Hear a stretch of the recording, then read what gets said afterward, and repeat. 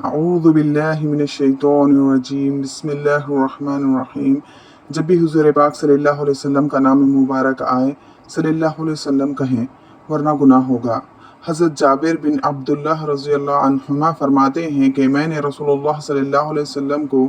یہ ارشاد فرماتے ہوئے سنا، تمام اذکار میں سب سے افضل ذکر لا الہ الا اللہ ہے، اور تمام دعاؤں میں سب سے افضل دعا الحمدللہ ہے۔ فائدہ: لا الہ الا اللہ سب سے افضل اس لیے ہے کہ سارے دین کا دار و مدار ہی اس پر ہے۔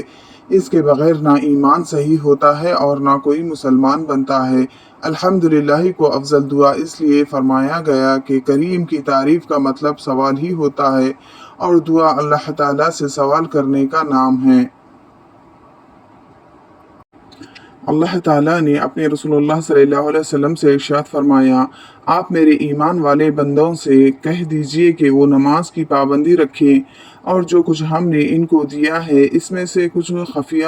اور علانیہ خیرات بھی کیا کریں، اس دن کے آنے سے پہلے پہلے کہ جس دن نہ کوئی خرید و فروخت ہوگی کہ کوئی چیز دے کر نیک اعمال خرید لیے جائیں، اور نہ اس دن کوئی دوستی کام آئے گی کہ کوئی دوست تمہیں نیک اعمال دے دے۔ حضرت بریدہ اسلمہ رضی اللہ تعالیٰ عنہ روایت کرتے ہیں کہ رسول اللہ صلی اللہ علیہ وسلم نے ارشاد فرمایا،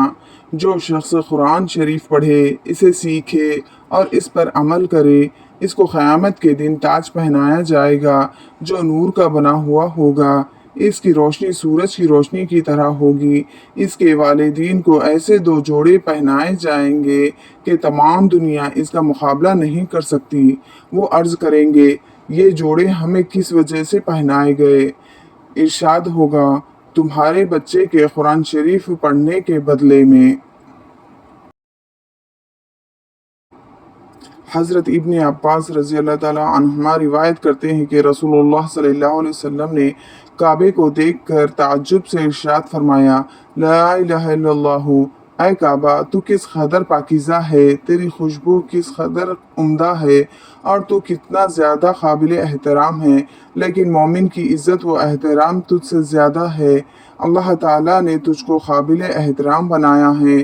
اور اسی طرح مومن کے مال، خون اور عزت کو بھی قابل احترام بنایا ہے، اور اسی احترام کی وجہ سے اس بات کو بھی حرام قرار دیا ہے کہ ہم مومن کے بارے میں ذرا بھی بدگمانی کریں۔ حضرت ابو ہریرہ رضی اللہ تعالیٰ عنہ روایت فرماتے ہیں کہ رسول اللہ صلی اللہ علیہ وسلم نے ارشاد فرمایا، بے شک اللہ تعالیٰ تمہارے صورتوں اور تمہارے مالوں کو نہیں دیکھتے، بلکہ تمہارے دلوں کو اور تمہارے اعمال کو دیکھتے ہیں۔ فائدہ: یعنی اللہ تعالیٰ کے یہاں رضامندی کا فیصلہ تمہارے صورتوں اور تمہارے مالوں کی بنیاد پر نہیں ہوگا، بلکہ تمہارے دلوں اور اعمال کو دیکھ کر ہوگا کہ دل میں کتنا اخلاص تھا۔ حضرت منیب ازدی رضی اللہ تعالیٰ عنہ فرماتے ہیں کہ میں نے رسول اللہ صلی اللہ علیہ وسلم کو اپنے زمانے جہالت میں دیکھا، آپ فرما رہے تھے، لوگو لا الہ الا اللہ کہو، کامیاب ہو جاؤ گے۔ میں نے دیکھا کہ ان میں سے کوئی تو آپ کے چہرے پر تھوک رہا تھا، اور کوئی آپ پر مٹی ڈال رہا تھا، اور کوئی آپ کو گالیاں دے رہا تھا، اور یوں ہی ہوتا رہا، یہاں تک کہ آدھا دن گزر گیا۔ پھر ایک لڑکی پانی کا پیالہ لے کر آئی، جس سے آپ نے اپنے چہرے اور دونوں ہاتھوں کو دھویا، اور فرمایا، میری بیٹی، نہ تو تم اپنے باپ کے اچانک قتل ہونے سے ڈرو، اور نہ کسی قسم کی ذلت کا خوف رکھو۔ میں نے پوچھا، یہ لڑکی کون ہے؟ لوگوں نے بتایا کہ رسول اللہ صلی اللہ علیہ وسلم کی بیٹی حضرت زینب رضی اللہ تعالیٰ عنہا ہے۔ وہ ایک خوبصورت بچی تھی۔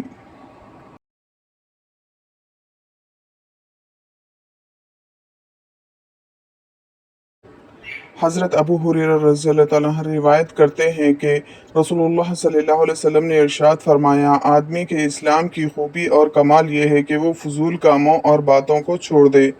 فائدہ: حدیث شریف کا مطلب یہ ہے کہ بے ضرورت باتیں نہ کرنا اور فضول مشغلوں سے بچنا کمال ایمان کی نشانی ہے،